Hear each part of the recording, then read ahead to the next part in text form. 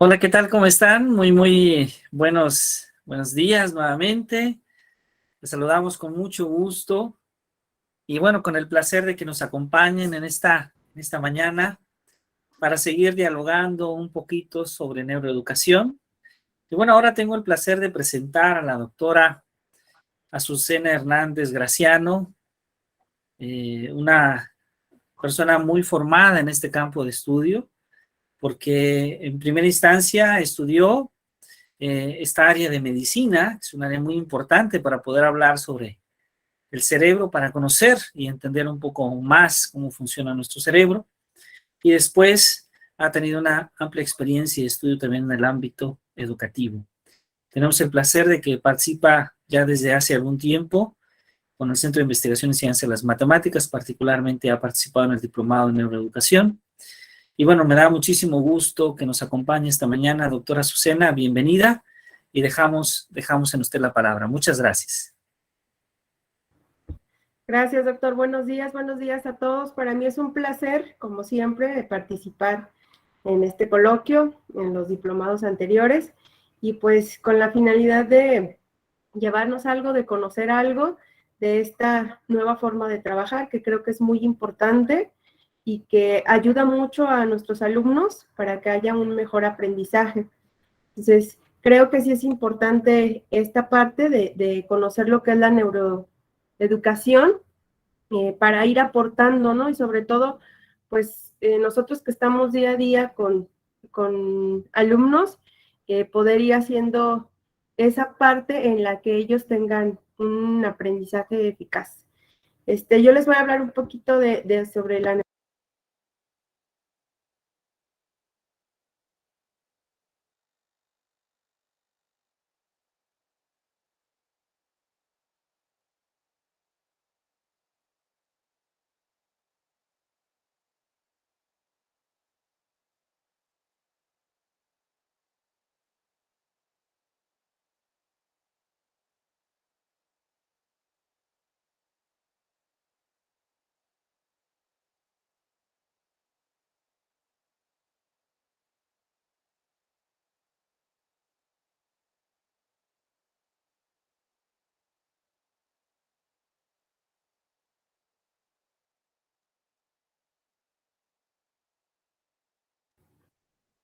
Ok. ¿Logran ver todos la presentación, maestros? Ya nos indica que se está presentando, pero aparece en negro, maestra doctora Azucena.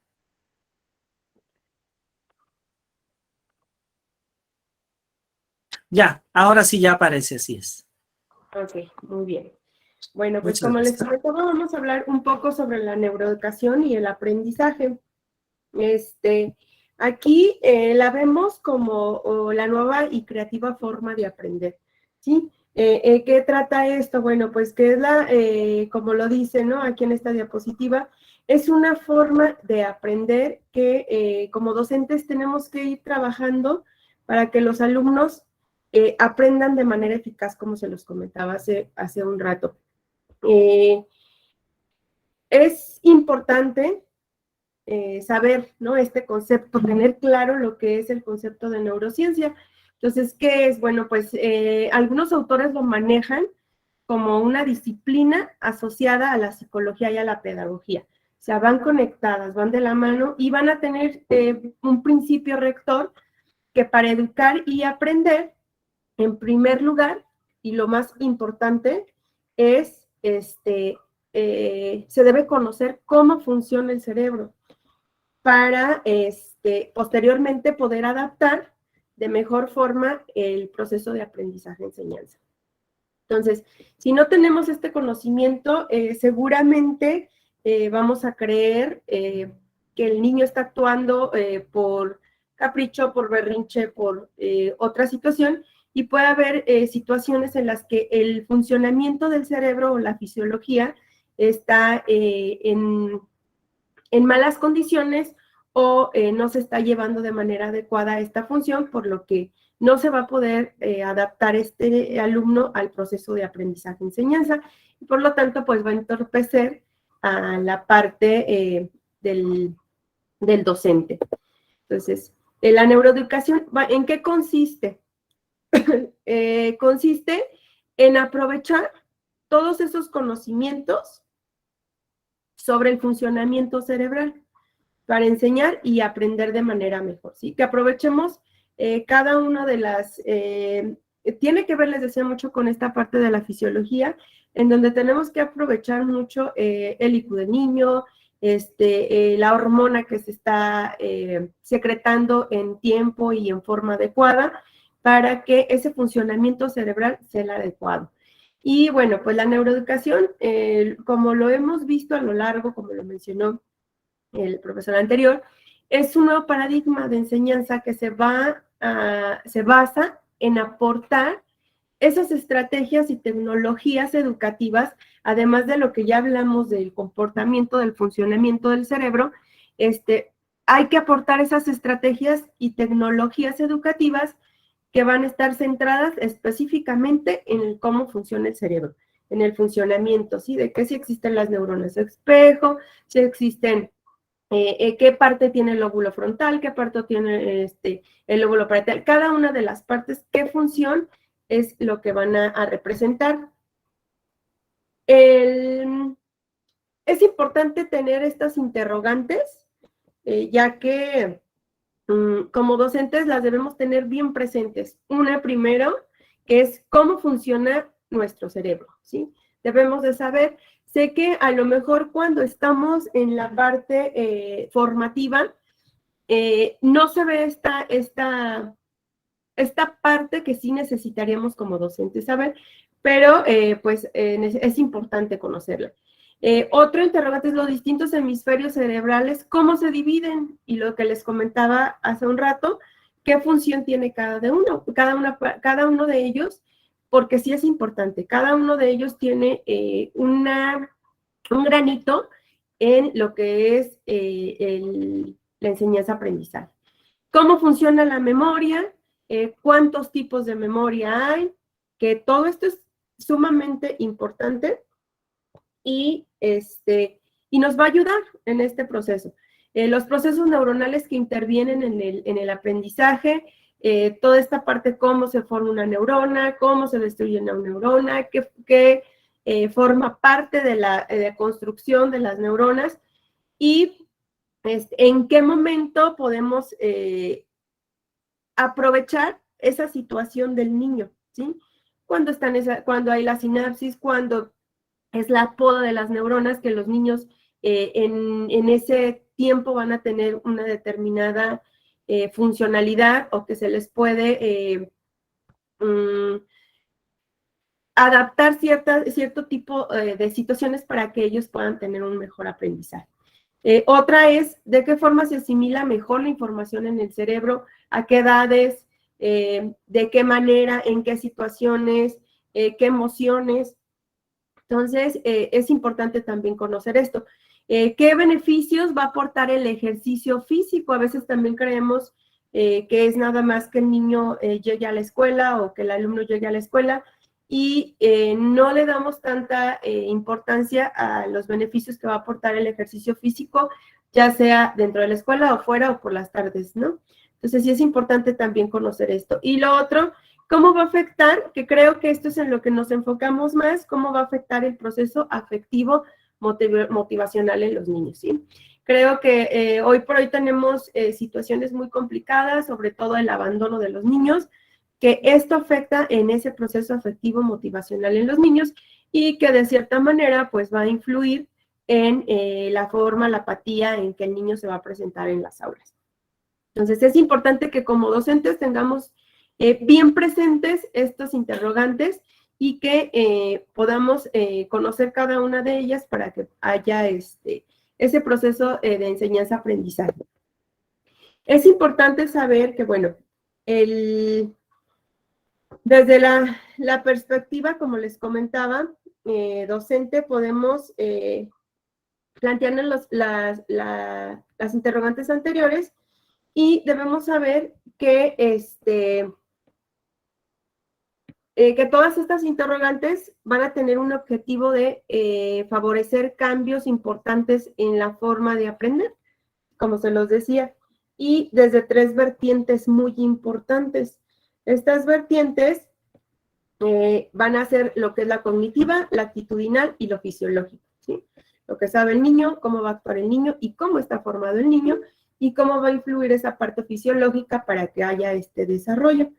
Entonces, este es con un solo fin y es el de optimizar el proceso de enseñanza-aprendizaje, ¿sí? Entonces, debemos tener el conocimiento, ver cuál es ese cambio metodológico que se va a llevar, qué forma de enseñar vamos a tener, cómo vamos a transmitir los conocimientos para que ese niño pueda aprender en estas 3 vertientes que les comento, ¿sí?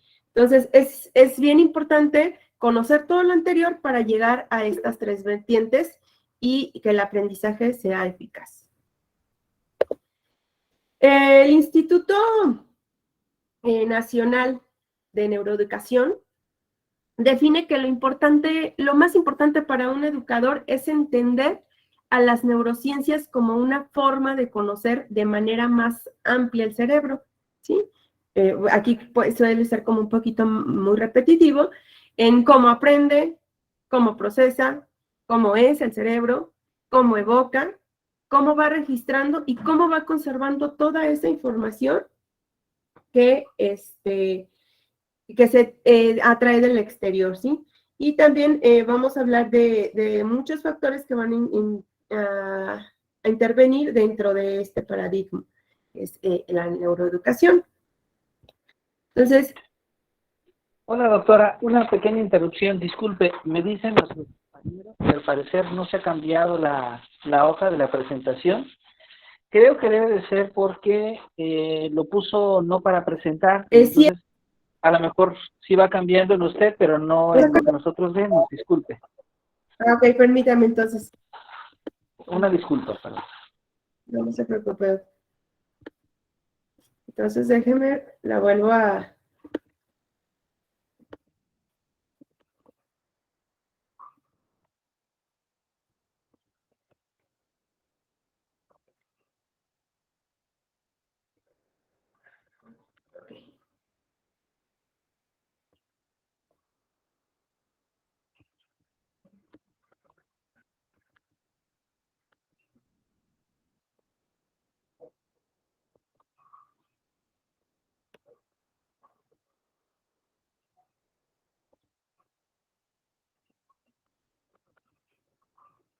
Una disculpa, es que está fallando el...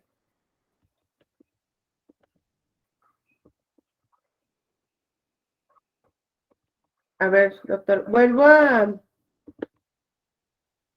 Ya está, creo que solamente faltaría ponerlo en pantalla completa. Ahora sí ya está, doctor. A ver, ¿ahí va cambiando, doctor? Sí, ahí ya va cambiando, así es. Ok, muy bien.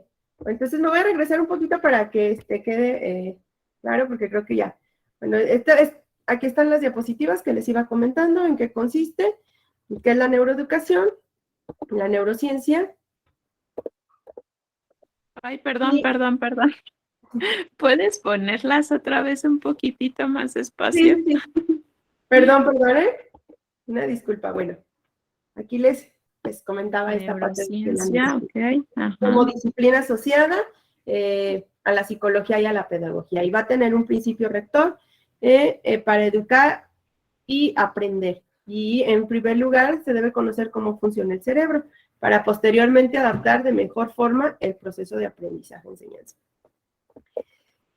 ¿En qué consiste y qué es?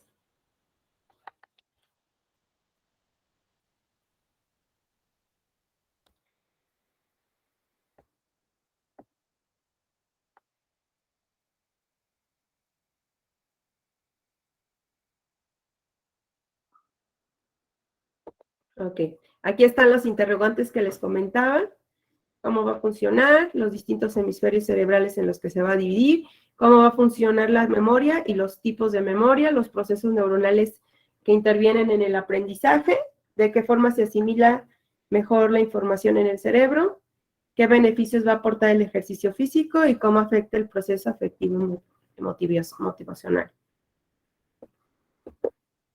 Y esta es la parte donde les decía que estas 3 vertientes tienen que ser importantes, ¿no? Primero, el tener preciso qué es el conocimiento, cómo va a ser ese cambio metodológico para que se pueda dar esa forma de enseñar y se puedan transmitir los conocimientos para que haya ese aprendizaje y se puedan generar estas tres vertientes, la cognitiva, la actitudinal y la fisiológica.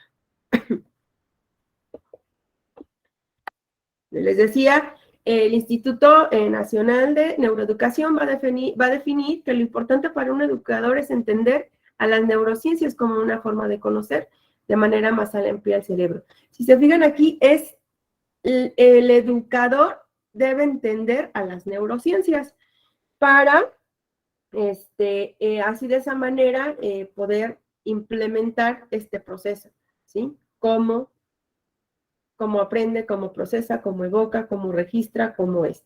Entonces, la neuroeducación y su importancia en el aprendizaje de los niños es desde hace años, esto se ha dedicado a programar, a organizar, incluso a intentar motivar a los alumnos para desarrollar el máximo de sus capacidades, cualidades y algunos talentos que a veces nosotros como docentes ni siquiera conocemos de los alumnos. Pero esto ha sido sin conocer las conexiones neuronales de cada niño en su cerebro y en la importancia de que es su aprendizaje a lo largo de la vida, ¿no? No obstante, en estos momentos de cambio se va tomando cada vez más importante este término de neuroeducación. Entonces, la neuroeducación es como una nueva visión, podemos verlo como una nueva visión de la enseñanza que se va a basar en aportar estas estrategias, como lo mencionaba el profesor anterior, estas estrategias y estas tecnologías educativas que van a estar centradas principalmente en el funcionamiento del cerebro, ¿sí? Entonces es importante y va a ser repetitivo esta situación, ¿por qué? Pues porque es importante que conozcamos el funcionamiento del cerebro. Esta nueva disciplina, como se las mencionaba hace rato, porque se maneja como una disciplina, va a fusionar los conocimientos sobre la neurociencia, la psicología y la educación con el objetivo de optimizar este proceso de enseñanza-aprendizaje. Por lo tanto, es importante y resulta de mayor importancia y como clave conocer y descubrir para qué sirve y qué va a aportar al sistema educativo, ¿sí? Existe un catedrático, les digo, el Instituto Nacional de Educación lo define como una gran importancia. El catedrático de Anatomía y Embriología Humana, que es importante en la Universidad de Miguel Hernández, de Elche, y él es un director del Instituto de Neurociencia de Alicante. Salvador Martínez considera que educar es de suma importancia, ¿no? Entonces, debe de actuar sobre el cerebro. La parte de educar es de suma importancia, pero sí debe ser siempre sobre el cerebro, porque el cerebro va a ser ese receptor de la educación, ya que todo lo que, él lo dice así, ¿no? Que todo lo que pensamos, lo que sentimos y lo que percibimos está en el cerebro y definitivamente es una realidad. En cada niño vamos a encontrar un cerebro, ¿no? Con unas peculiaridades, con funciones que van a condicionar este proceso. Puede ser para bien o puede ser para mal. Entonces, van a condicionar este aprendizaje del niño o del alumno, ya que en el cerebro se va a determinar completamente tal conducta, ¿no? Por lo tanto, dice él, o lo considera él así, que la educación va a comenzar a tener este sentido cuando se observa un niño y no solo ven un corazón y un alma, sino que un cerebro que va madurando y que va cambiando a lo largo de la vida. Entonces, en este proceso, el profesorado debe de ser responsable de enseñar y motivar al niño para que desarrolle todas las capacidades que posee, que transforme su conducta y comportamiento y que consiga nuevos aprendizajes, ya que en estos solo los encargados de realizar nuevos circuitos neuronales va a ser en el cerebro, ¿no? Por medio de estímulos eléctricos, es decir, la sinapsis, que va a ser muy importante en la base del aprendizaje. Pero bueno, él lo ve de una forma anatómica, ya que él estudia esta parte de la anatomía y de la embriología, que es desde el inicio del ser humano, ¿no? Entonces, para él esto es de suma importancia.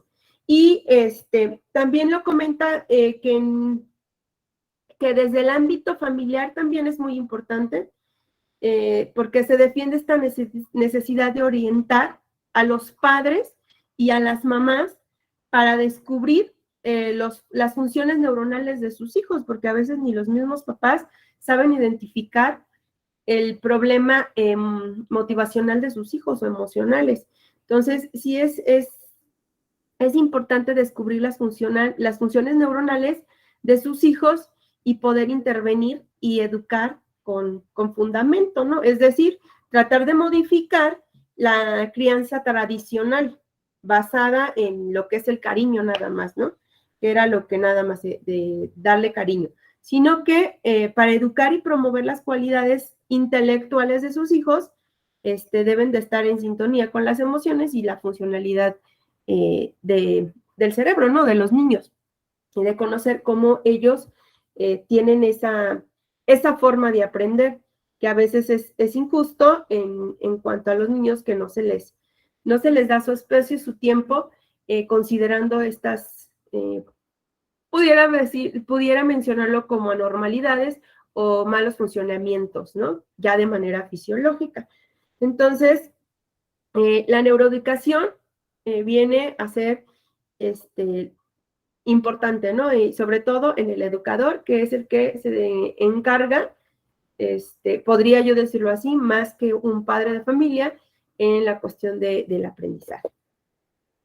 Tenemos aquí otro autor que es Jesús Guillón, es un profesor del posgrado en neuroeducación del máster de neurodidáctica del CADE en Madrid y de la diplomatura en neurociencias y emociones en el aprendizaje de la Universidad de Argentina. De otros, él nos dice que la neuroeducación para él es esta nueva disciplina, lo vuelve a manejar como nueva disciplina, ¿sí? Que es esta nueva disciplina educativa va a fusionar los conocimientos sobre la neurociencia, la psicología y la educación, al tiempo que contempla las ya conocidas disciplinas en el ámbito con ese objetivo de optimizar el proceso de enseñanza-aprendizaje. Si se fijan, todos manejan, estos autores que yo les he mencionado, han manejado la neuroeducación como una fusión entre la psicología y la educación. La neurociencia ahora, entonces, la tendremos que ver ya ahora como tal una disciplina. Y bueno, hay algunos factores que van a intervenir en la neuroeducación y son los siguientes: lo que es la plasticidad cerebral y la neurogénesis. Ahorita, bueno, les voy a dar lo que es nada más como una mención resumida. Para hablar de esto tendríamos que llevarnos mucho tiempo, es complejo, tendríamos que verlo de manera más detallada para así entender de manera muy clara, ¿no? Entonces, estos factores que intervienen dentro de este paradigma de la neuroeducación es la plasticidad cerebral y la neurogénesis. Seguramente ya ustedes han escuchado hablar de ella. La plasticidad cerebral ha sido uno de los descubrimientos más relevantes en el campo de la neurociencia, porque, bueno, se ha descubierto que el cerebro es plástico, ¿sí? Es decir, que tiene una gran capacidad de adaptación durante toda la vida. Entonces, y lo podemos ver, ¿no? Ahorita con este problema de la contingencia, de esta pandemia que tuvimos, el cerebro tiene la capacidad de adaptarse. Y durante toda la vida nos pasó que desde niños, adultos, jóvenes, todos tuvimos que adaptarnos, tuvimos que tener este proceso de adaptación para sobrevivir a esto que pasó, ¿no? Además, es capaz de crear constantemente nuevas neuronas y conexiones entre ellas si se les provee esa estimulación adecuada. Por eso aquí la gran importancia de ir estimulando, ¿no?, a los niños y de saber cómo funciona, cómo está esa fisiología para ir haciendo esta estimulación adecuada y en el tiempo adecuado para que haya un mejor resultado. Otro factor son las neuronas espejo, ¿sí? Aquí las neuronas espejo son un grupo de células cerebrales que se van a activar tanto cuando realizamos una acción como cuando observamos a alguien que la está realizando. Y no solo ocurre con acciones, sino también con las expresiones emocionales, ¿sí? Por ello se cree que son la base de la empatía y de la adquisición del lenguaje, porque podríamos decirlo que es como una repetición. Y los conocimientos sobre las neuronas espejos son muy importantes para la neuroeducación o la neurodidáctica, porque si se fijan, involucra mucho lo que aquí, bueno, menciona que se ha visto, se ha investigado sobre esto, que ha sido también con las expresiones emocionales, ¿no? Que es con lo que trabajamos continuamente también. Entonces, por ello se cree que son la base, ¿no? Entonces, tan importante en lo empático como en la adquisición del lenguaje. Otro factor que influye son las emociones y el aprendizaje en la neuroeducación. Entonces, todo esto son la clave para ver cómo se va a manejar esta parte de la educación. Las emociones van a interactuar con los procesos cognitivos. Por ello, una parte clave de la neuroeducación se refiere a aprender y a regular las emociones, para que no solo no interfieran negativamente, sino que beneficien en el proceso de aprendizaje. Y bueno, se pretende aquí con esto enseñar a los niños a ser conscientes de sus sentimientos y tomar el control de estos y de su conducta, ¿sí? ¿Por qué? Bueno, porque es importante que aprendan a reconocer cuando están enfadados, cuando están tristes y que puedan gestionar esas emociones, ¿sí? Porque además un alto nivel de estrés es lo que dificulta el aprendizaje. Por ello es importante crear un buen clima de aprendizaje sin estrés excesivo y enseñarles a gestionar lo que es la ansiedad. Pero bueno, todo esto a veces nosotros como adultos no sabemos de qué manera gestionar, ¿no? Bueno, porque no sabemos de qué manera funciona nuestro cerebro, porque no sabemos qué situaciones nos llevan a secretar sustancias que quizá nos hacen sentir emociones que ni nosotros mismos a veces nos podemos explicar. Entonces, por eso se trata, con esto de la neuroeducación, se trata de que conozcamos cómo funcionamos y cómo estamos formados. Es importante. Y creo que es la base. También otro factor que nos maneja como clave en lo que es la neuroeducación es que tanto la experiencia como la genética también van a influir en esta parte del aprendizaje. La genética va a sentar las bases de nuestras habilidades y capacidades. Claro que un IQ tiene que ser también de forma hereditaria, muchas cuestiones cognitivas también van a ser de manera hereditaria. Entonces, pero la experiencia va a actuar sobre ello, ¿sí? Entonces, lo que nosotros vayamos experimentando a lo largo de la vida va a actuar sobre estas habilidades que nosotros tengamos. Y los niños pueden tener una serie de capacidades más o menos insaturadas, pero estas se pueden entrenar y se pueden ir modificando a lo largo de la vida. Y no precisamente solo en niños, también en los adultos se pueden ir modificando. Entonces, es importante que se conozca esta parte, ¿no? Entonces, todos estos factores van a influir en lo que es la neuroeducación, ¿no? Todos estos factores nos influyen en el aprendizaje dentro del aula. Entonces, por eso es importante conocer y saber cómo debemos implementarla, ¿no? Cómo la neuroeducación viene a ser una parte esencial, una parte importante en estos tiempos. Entonces, enseñar sin comprender es como diseñar un guante sin nunca haber visto una mano, ¿no? Entonces, se debe de esta cultura en la que vivimos en este momento, de la neuroeducación en el aula, debe ser un claro ejemplo, ¿no? De este que les comento. No podemos nosotros actuar o manejar estas situaciones si no lo conocemos. Hoy en todo el mundo se habla del cerebro, de su relación con el aprendizaje y la memoria. Por ejemplo, se cree que un niño en el colegio a los 6 años está listo para aprender a leer. ¿Cuál es la respuesta de la neuroeducación a esto? Dice que existen áreas específicas con neuronas especiales para esta función. Entonces, no es como que ya está listo, sino que esto va a ir con un proceso, ¿no? ¿Y qué es lo fundamental para implementar la neuroeducación? Bueno, lo fundamental, en algunos artículos nos comenta que es aplicar la neuroeducación. Es muy fácil como usar juegos para fomentar el aprendizaje, ¿no? Entonces, lo principal en la neuroeducación es el vínculo que se va a formar entre las emociones que nos provocan las experiencias y la información que nos brindan. Entonces, eso es fundamental. Y también es fundamental que el alumno debe ser el protagonista de su aprendizaje.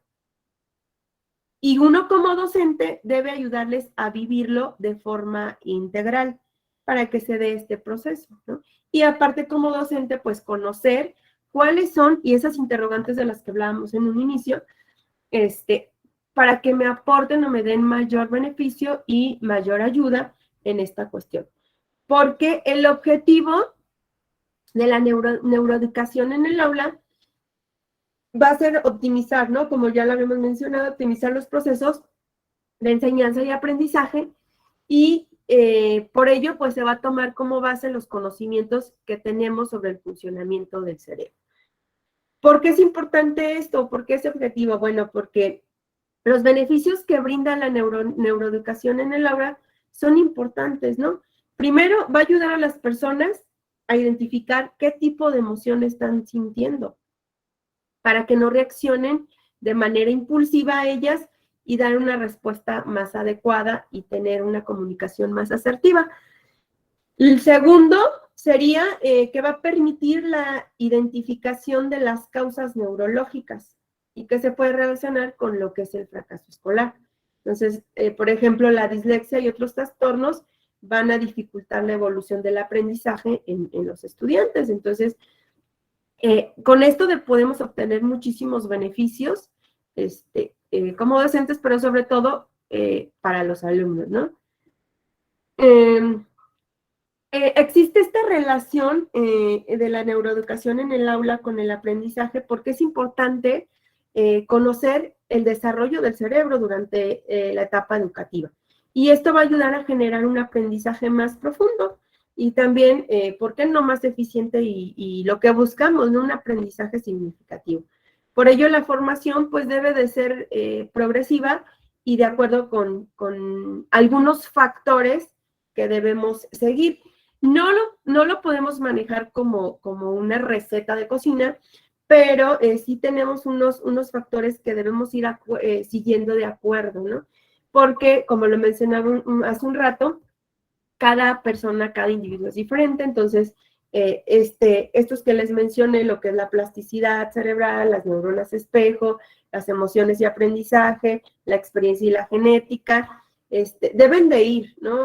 Debemos de tenerlas muy presentes y debemos de tener claro estos factores, ¿no? Otro que se me olvidaba mencionarles es la atención, ¿no? Otro factor también importante. Y la atención es otro aspecto que estudia la neuroeducación, porque este es el periodo en el que el alumno va a enfocar su atención sin distraer o fatigarse.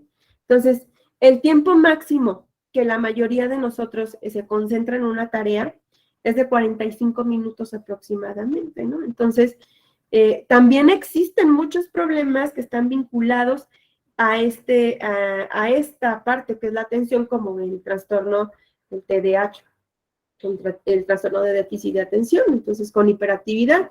y que necesitan de nuevas estrategias precisamente, y la neuroeducación pues debe ayudar, ¿no? Debe ayudar a quienes viven estas dificultades especiales para aprender y desarrollar ciertas competencias. Entonces, es importante que se implemente lo que es la neuroeducación en el aula, que sobre todo conozcamos esto, ¿no? Actualmente sabemos que las neurociencias pueden ayudar a mejorar la enseñanza dentro de las aulas, pero ¿cómo la aplicamos? No, esa es la gran pregunta. ¿Cómo la aplicamos al contexto educativo? Bueno, pues lo principal es no limitarse a recibir la información, ¿no? Creo que ya ahorita estamos en esa parte, y es necesario que todas las personas participen activamente en lo que es esta elaboración de este proceso. Entonces, me gustaría como mencionarles los pasos a seguir para que se aplique la la neuroeducación en el aula en donde entremos. Digo, les decía hace un rato, no es como una receta de cocina, pero pues son a lo mejor algunos pasos, ¿no? Que podemos iniciar o que podemos ir aplicando con el día a día, claro, teniendo en cuenta que tenemos que conocer la parte fisiológica también. Entonces, uno sería el crear un clima positivo, ¿sí? Los maestros deben controlar su expresión emocional para que ésta sea positiva y contagie a los estudiantes, ¿no? A sus alumnos, que empezar por uno mismo sería. Además, se recomienda que mantengan el estrés dentro del aula, ¿no? Porque es importante también en el nivel mínimo necesario para mantener a los alumnos motivados y activos. Entonces, sí es importante saber reconocer qué estamos viviendo, cómo lo estamos viviendo. Puede ser algo positivo, puede ser algo negativo, pero saber de qué manera me va a beneficiar. Y es importante también y muy necesario que le enseñen a cada alumno cómo manejar su propio estrés, ¿no? Y otras emociones, como les comentaba, negativas, dentro y fuera del ámbito académico. A veces ni nosotros mismos podemos manejar esto y nos estresamos, y por ende, pues los niños se van a estresar o los alumnos se van a estresar, ¿no? Otro paso sería potenciar el aprendizaje emocional, ¿sí? Las personas contamos con una memoria emocional muy sólida y arraigada en nuestra genética. Entonces, es por ello que una estrategia de neuroeducación es crear conexiones emocionales en el contexto del temario, ¿no? Y que estas conexiones se crean mediante actividades como las artes visuales e interpretativas.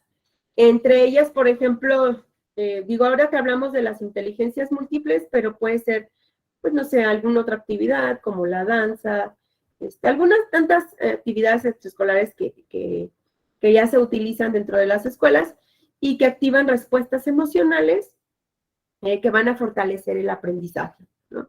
Las cuales exigen que el estudiante las tenga bien desarrolladas, ¿no? Porque esto nos va a ayudar en algún momento para una buena función. Y que les explicaba hace un rato, incluso el ejercicio físico es una situación importante que tenemos que tener presente. Entonces, tenemos que ver esas habilidades que tenga cada alumno. Otro paso sería el usar diferentes estilos de enseñanza. No podemos cuadrarnos en uno solo, ¿no? Los estudiantes van a aprender de distintas maneras. Algunos son muy visuales, ya sabemos que otros son muy auditivos, otros y varios más destacan en las actividades físicas. Y esto, les digo, es una situación que debemos tener bien presente porque es de suma importancia. Entonces, hay algunos que pueden utilizar imágenes, videos, prácticas corporales para estimular todos estos sentidos, y como resultado los alumnos van a aprender de una forma más integral. Si se fijan aquí dentro de todo esto, va muy asociado a lo que son las inteligencias múltiples, ¿no? Con la neuroeducación. Entonces, otro paso a seguir pudiera ser el establecer un entorno físico óptimo, ¿sí? Crear una estructura, ¿cómo decirlo? Pues muy dinámica, ¿no? Y de cambio en el aula, que nosotros nos demos esa oportunidad de cambio y a esto ayudará a que el alumno pues atienda mejor, ¿no? Que esté activo, que esté pendiente de lo que está, de lo que está viviendo en ese momento. Y aparte, pues, digo, hay muchas técnicas, ¿no? Que se utilizan dentro de las escuelas, que algunos maestros ya los están manejando y que se han tenido excelentes resultados, como complementar con música tranquila de fondo para que los alumnos se relajen y estén cómodos, asegurarse de que la iluminación sea lo más natural posible y, pues, evitar todo este tipo de situaciones que, digo, ahora los niños están muy acostumbrados con las cuestiones tecnológicas, luces fluorescentes, ruidos excesivos, pero tratar como de evitar esto, ¿no? En los niños, para que estén de alguna manera más confortables. Otro paso sería el aplicar distintas actividades para enseñar el mismo tema, ¿sí? No enseñar un tema a todos por igual y de la misma forma siempre, sino que aprender y pues, ellos pueden aprender y almacenar esa información en la memoria a largo plazo, ¿no? Que no sea nada más a corto plazo, sino que sea a largo plazo mediante la repetición. Y es, pues, de las mejores técnicas que hay, ¿no? Sin embargo, hacerlo bajo la misma actividad resulta aburrido para los estudiantes. Por ello, la neuroeducación promueve que la enseñanza se haga desde la variedad de actividades y de experiencias y que no nos encajonemos en una actividad nada más, ¿no? Y es necesario que se propongan actividades y problemas que tengan más de una solución. Tengo por ahí algunas actividades que me gustaría compartirles. Igual las mando al grupo para que las puedan compartir, las puedan observar ustedes y vean que, pues sí, el tener esa variedad de actividades y experiencias nos ayuda, ¿no? Favorece.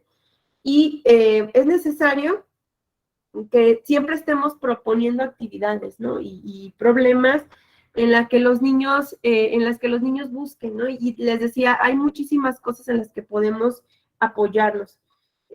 Asimismo, también como solicitarles a los alumnos que asocien ideas y reflexiones sobre sus implicaciones.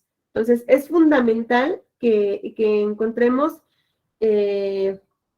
esas actividades o esas situaciones que lleven a los niños a sentirse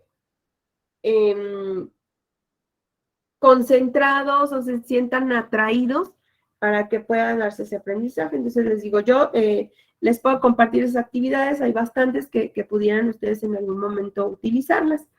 Entonces, se manejan en muchas actividades como juego. El juego es súper importante dentro de la neuroeducación. Hay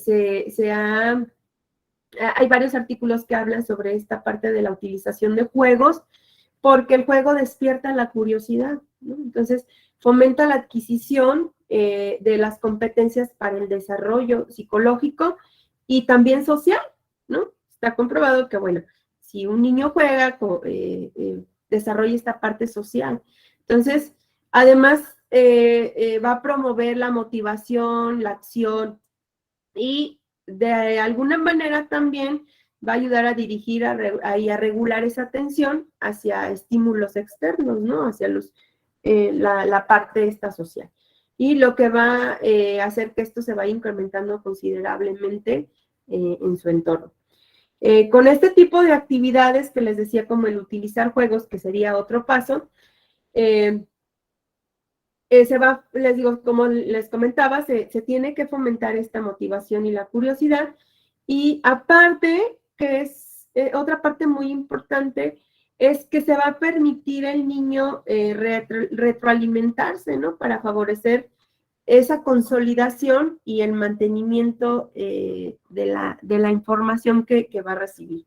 Entonces, sí es importante plasmar la neuroeducación en el aula y no tiene que ser complicado, si se fijan que les estoy hablando de lo que son los juegos, ¿no? Entonces, tiene que ser situaciones que nosotros provoquemos en el alumno para que él se sienta o se genere se sienta cómo se genere ese proceso de aprendizaje, enseñanza-aprendizaje. Otro paso que pudiéramos tener muy presente es realizar proyectos usando la experiencia personal, ¿sí? Aquí se involucra mucho esta parte motivacional de las vertientes que les hablaba, ¿no? En donde se maneja la parte cognitiva, la parte fisiológica y la parte motivacional, emocional.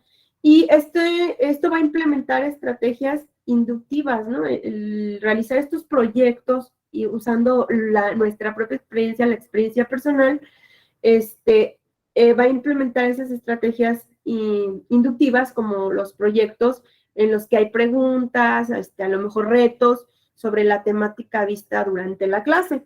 Por consiguiente, el aprendizaje de los estudiantes va a ocurrir de una forma pues más proactiva y autónoma, ¿no? Y ahí es donde se aprovechan las herramientas tecnológicas también de manera responsable, pero no se debe olvidar que también podemos utilizar, como les decía hace un rato, no, quizá están ya los niños muy metidos en este ámbito de las tecnologías que son muy buenas. Entonces, no debemos olvidar esa parte en la que, bueno, nosotros también podemos hacer uso de ellos, que no sea de manera, no el abuso, sino que podamos utilizar todos estos videos, blogs y todo el material de multimedia con la finalidad de ayudar a transmitir la información en distintos canales y de esa manera, como los niños han ido viviendo su proceso, pues personalizar el proceso de cada uno, ¿no? Entonces, sí podemos agarrarnos de todo lo que sea los medios necesarios para que el niño tenga ese proceso y sea de manera personalizada. Otro paso podría ser que hacer actividades físicas o al aire libre. Les decía, la parte física es bien importante en estas cuestiones. La actividad física va a proporcionar los beneficios, esto lo sabemos todos, tanto para el cuerpo como para el cerebro. No necesitamos oxigenación para la buena funcionalidad del cerebro. Entonces, en este ámbito educativo, los niños van a preferir sesiones, seguramente, donde se les motive salir, ¿no? Que estar siempre metidos en un aula. Y esto va a aumentar considerablemente la consolidación de los aprendizajes. Otro paso, brindar retroalimentación contextuada, ¿sí? ¿A qué nos referimos con esto? Bueno, que se debe asociar la evaluación con tareas que se imparten dentro del aula, debido a que con esto se toman en cuenta las necesidades reales de los estudiantes y con ello se podrán proponer soluciones que mejoren su aprendizaje y que ellos aporten de manera proactiva. Entonces, la retroalimentación en todos los aspectos, ¿no? Ya sea laboral, educativo, familiar, en toda la retroalimentación es importante y puede ser hecha tanto por en este caso que hablamos de la cuestión académica, puede ser hecha tanto por el docente como por los compañeros de clase. Y sin embargo es necesario que sí sea muy específica, ¿no? Que sea clara y que sea muy centrada en la cuestión esta de las tareas, no en el alumno, sino en las tareas, en lo que está realizando. Y pues está frecuentemente practicándola para después de haber realizado alguna actividad. Entonces, sí es importante que todos estos pasos que les menciono los tomemos en cuenta, ¿no? Ya que la neuroeducación aún es algo, bueno, digámoslo, nuevo al día de hoy, pero no por ello deberíamos como desestimarla, sino todo lo contrario, sino considerar que es una opción para seguir mejorando en tu papel de docente. Y detrás de esto, con varios años ya lleva varios años con esta investigación sobre el funcionamiento del cerebro, entonces que podamos pues tomar, ¿no? Echar mano de esto, dar un paso adelante y empezar a aplicar estos pasos que les estoy sugiriendo y observar los cambios en los alumnos. Es la manera que podemos ver. Entonces, no debemos olvidar que esto no es un proceso definido y rígido, sino que aún hay mucho que aprender y por lo tanto hay espacios para que podamos nosotros ir llevando este proceso de enseñanza-aprendizaje de alguna manera más fácil. Entonces, no es, como se los dije, no es una forma rígida de decir tiene que ser así o lo vamos a llevar así. No tiene que ser de esa forma, sino que debemos ir conociendo a nuestros alumnos y hacernos las interrogantes que les comentaba, ¿no? Entonces, estas claves para entender e introducirla en el aula sí son muy, muy importantes, ¿no? Esta disciplina, pues, nos va a ayudar a estudiar el funcionamiento del cerebro durante este proceso, que es lo más importante, ¿no? Y tener muy presente que el cerebro solo aprende si hay emoción. ¿Sí? Entonces, esto lo afirma el doctor Francisco Mora, y por esta razón él empieza a introducir lo que es la neuroeducación en el aula, manejándonos esta forma de que se puede transformar la manera de dar clases, ¿no? Y de abordar diferentes materias a lo largo de los cursos escolares.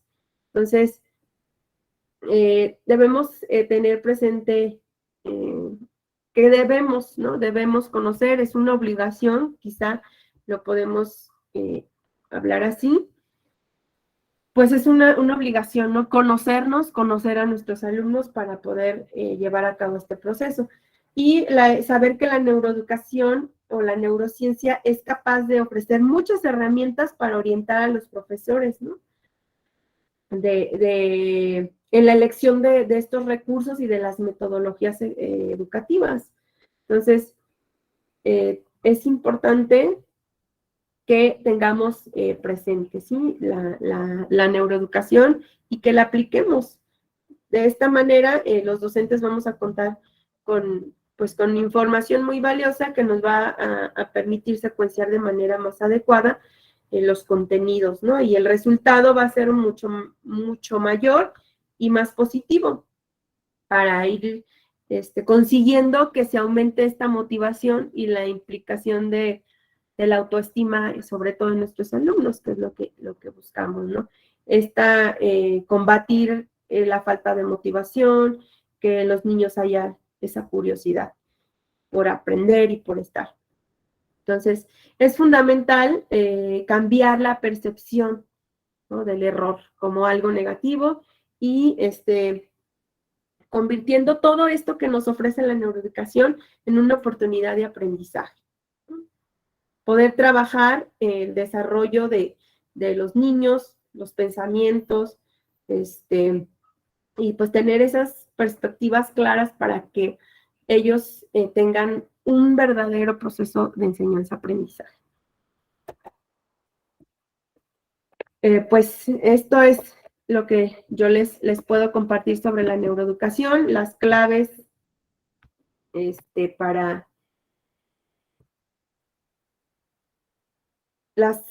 para entenderla e introducirla en el aula. Espero que sea de gran utilidad. Como les comentaba, les paso la información sobre algunas actividades para que ustedes puedan echar mano de ellas. Las envío yo al grupo y espero que sean de mucha utilidad. Muchísimas gracias. Muchas gracias, doctora Azucena. Como siempre, un gran placer saludarle. Muchas gracias por habernos acompañado y por habernos compartido estas ideas muy interesantes sobre la neuroeducación. Tenemos entonces justamente un espacio para invitar a todas nuestras compañeras y compañeros que nos acompañan en esta videoconferencia para que redacten sus preguntas, sus comentarios en el chat, o si alguien desea hacer una pregunta directa a la doctora Azucena, adelante, por favor, si es tan amable.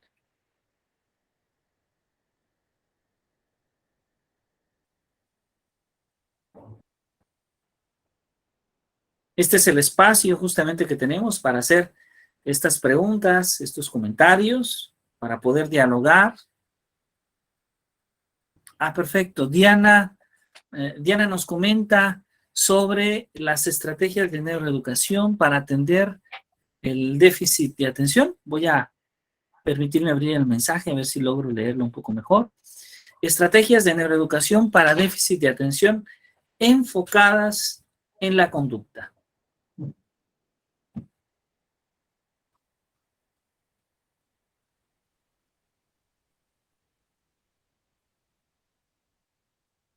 Supongo que esta es una pregunta. Ajá.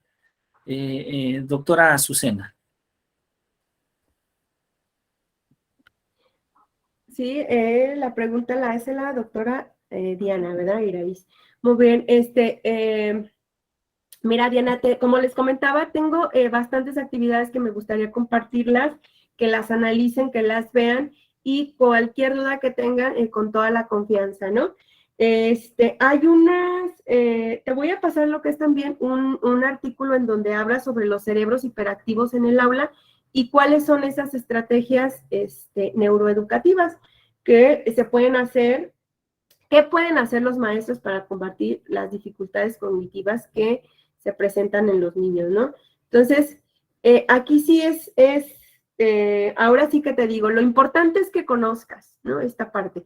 Las actividades que yo les quiero pasar es con cada una de las funcionalidades y la parte fisiológica de cómo actúa el cerebro, ¿no?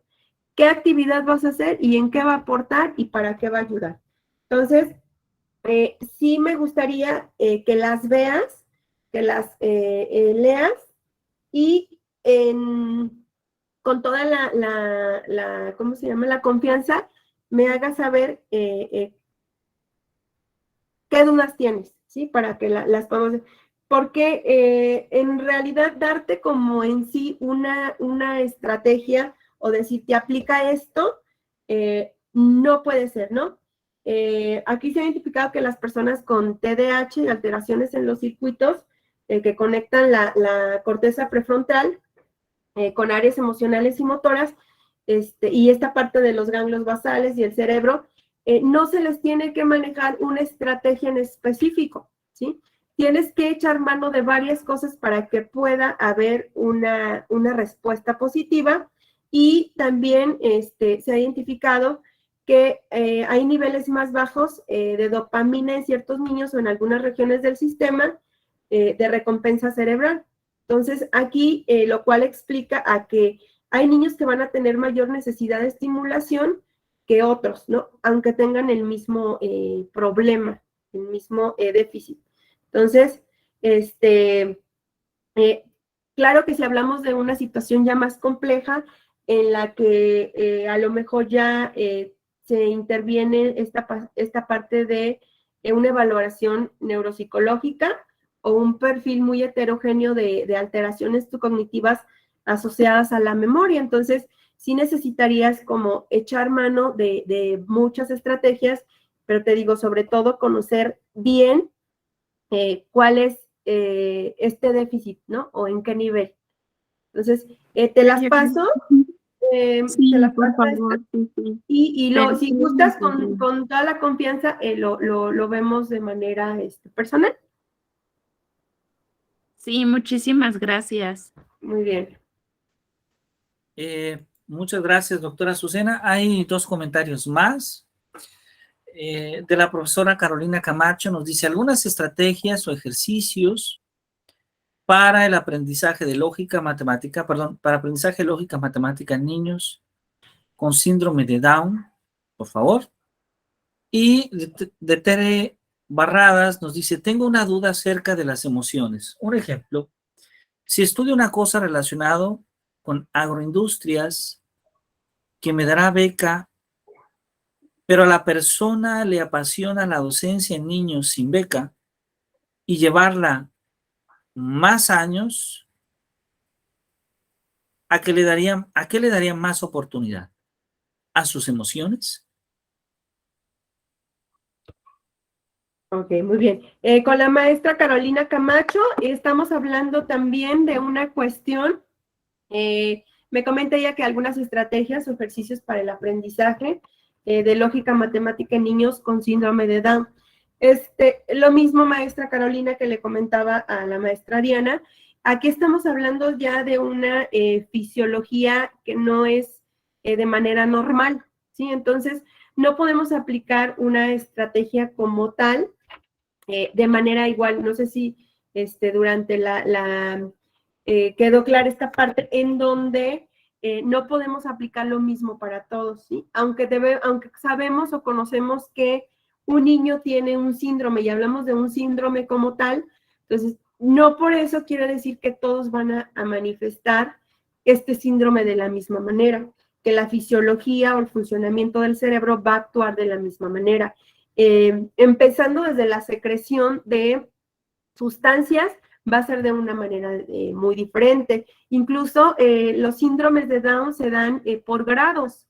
Entonces, de igual manera también, estas estrategias se tienen que adecuar a la persona con la que se desea trabajar.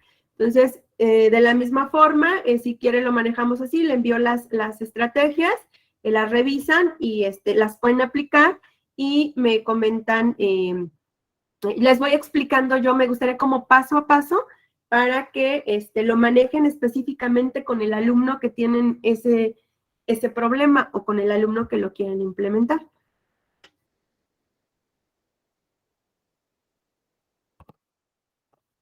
Sí, muchas gracias. Entonces, en el grupo las envío o de todas maneras en el grupo está mi número, maestra Carolina, para verlo si gusta de manera personal. Gracias. Muy bien. Doctora Azucena, también está el comentario de la profesora Tere Barradas.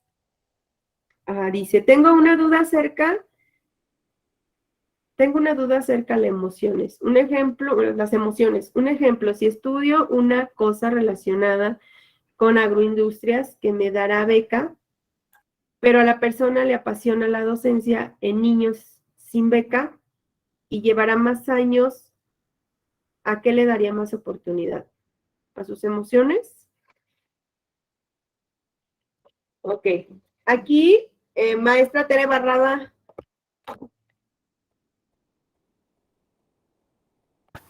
Sí, sí, claro, dígame. Maestra, ¿me podría hacer usted la pregunta, especificarme cuál es la cuestión?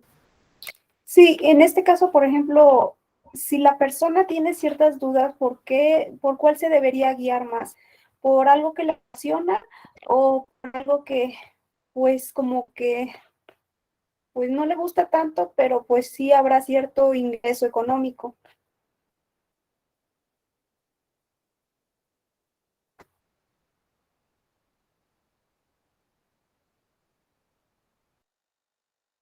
No sé si me explico, como forma de tomar ciertas decisiones, cómo enfocar eso de toma de decisiones con respecto a emociones.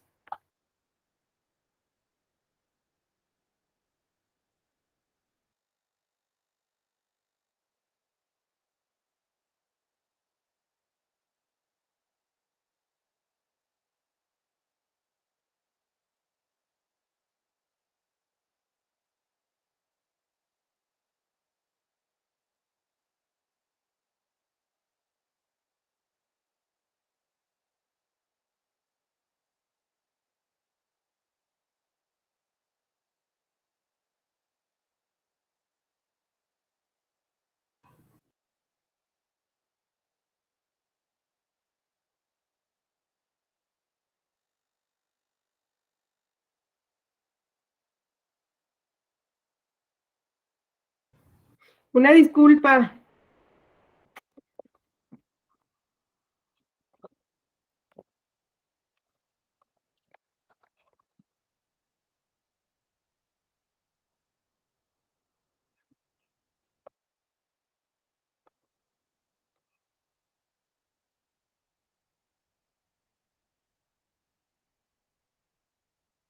¿Me escuchan, maestros? Sí, sí se escucha. No, una disculpa, maestra Tere. Lo que pasa es que se me iba a apagar la computadora, ya no alcancé a escuchar su pregunta. ¿Me pudiera repetir la pregunta, por favor? Sí, ¿cómo hacer como eso de toma de decisiones que mencionaba acerca de las emociones, ¿no? ¿Cómo hacer como ciertas herramientas o estrategias para que las personas así tiendan así como que a tomar ciertas decisiones? Ok. Aquí debemos tener muy, muy presente que las emociones van a jugar un papel central en nuestras vidas, ¿sí? Nos van a informar, nos van a movilizar a la acción y nos van a permitir actuar de una manera más precisa. Entonces, a veces creemos que esta parte de las emociones, aquí en este caso, ¿no? Como dice, hay una beca, hay digamos que un incentivo, vamos a verlo económico, ¿no? Entonces, a lo mejor nos puede llevar más a esta parte. Es importante saber que las emociones cuando se integran con la razón nos hacen más sabios que cuando utilizamos solo nuestro intelecto. Entonces, aquí lo importante es que debemos de nosotros ir desarrollando justamente estas inteligencias múltiples, porque esta parte nos va a ayudar a integrar la razón con la emoción, ¿no? Y de alguna manera vamos a aprender sobre esta parte emocional y nos va a despertar o nos va a generar estabilidad para identificar y para comprender y de esa manera gestionar nuestras propias emociones y decisiones, ¿no? Y las emociones, además de las personas con las que nos vamos relacionando o que van a dar esta importancia en la vida para tomar una decisión, ¿no? Las emociones siempre van a jugar un papel muy importante y nos van a movilizar a la acción.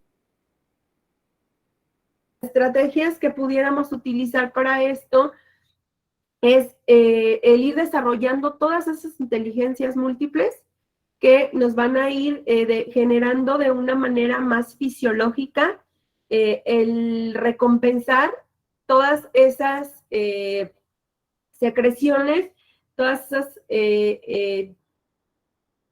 sustancias que el cerebro necesita para que podamos en alguna manera tomar una decisión sin tener ese sentimiento de culpabilidad, de irritabilidad o de o de enojo, ¿no?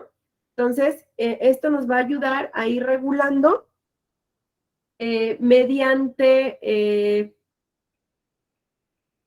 situaciones que nos generen cierto desacuerdo, ¿no? Que nos estén. Entonces,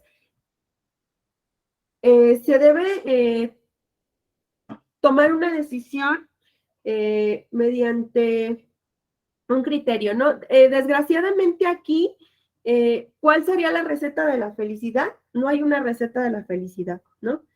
Pero podemos considerar que la felicidad no está fuera, como a veces creemos, sino está dentro de nosotros mismos. Entonces, depende en gran medida de la capacidad que tengamos para vernos, para cuidarnos, estar en contacto con las sensaciones, con los sentimientos, con las necesidades, intereses y deseos que conforman nuestro mundo interior y de la capacidad para resonar y estar en contacto con las relaciones con los que nos rodean, ¿no? De manera que sea empática, de manera que sea saludable.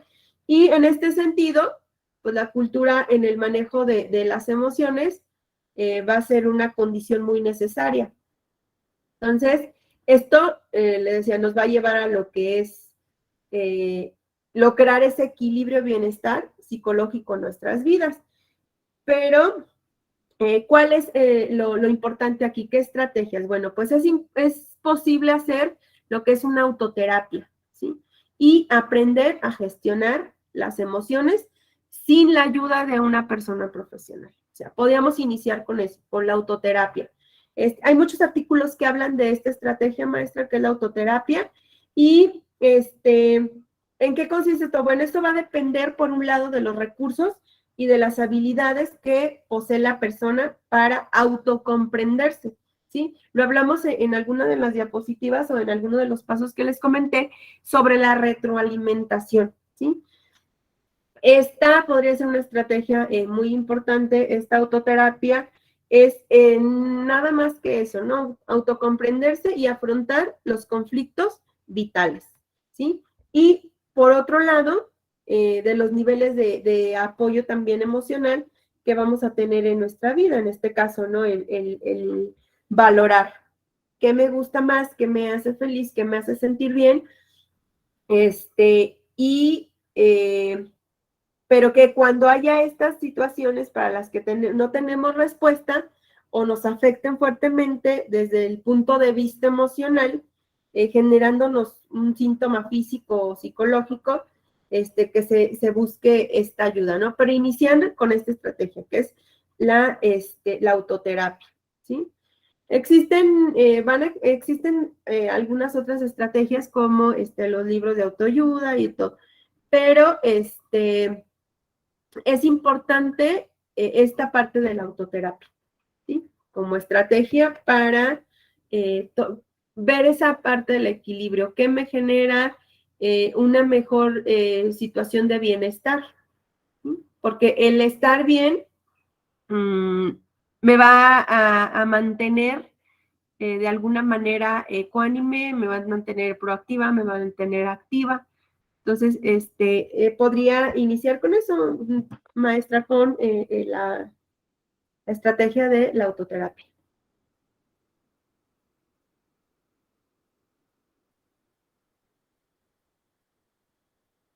Sí, gracias, doctora.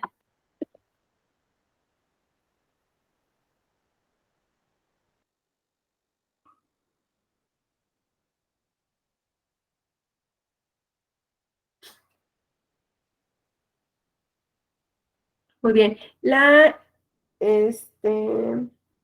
maestra dice escuelas PED, hace la pregunta de, yo trabajo en preescolar, en donde cada vez es más frecuente tener alumnos con barreras en el aprendizaje. ¿Por dónde iniciar? ¿Qué revisar para documentar? Y poder atender las distintas necesidades. ¿Por dónde iniciar, maestra? Los factores que intervienen en el aprendizaje, ¿sí? Conocer primero a su alumno, ¿sí? Si está haciendo ejercicio físico, la memoria, hacer mejor algunos test para la memoria, algunos test para la atención, que puede identificar el nivel y el grado de cada uno de los alumnos para de ahí partir.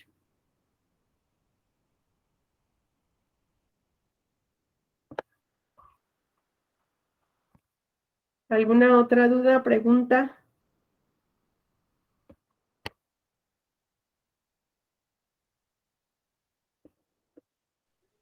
Doctora, ¿nos puedes compartir tu correo o dónde podemos contactarte? Sí, maestra, les se los pongo aquí en el chat. Sí, muchas gracias. Sí.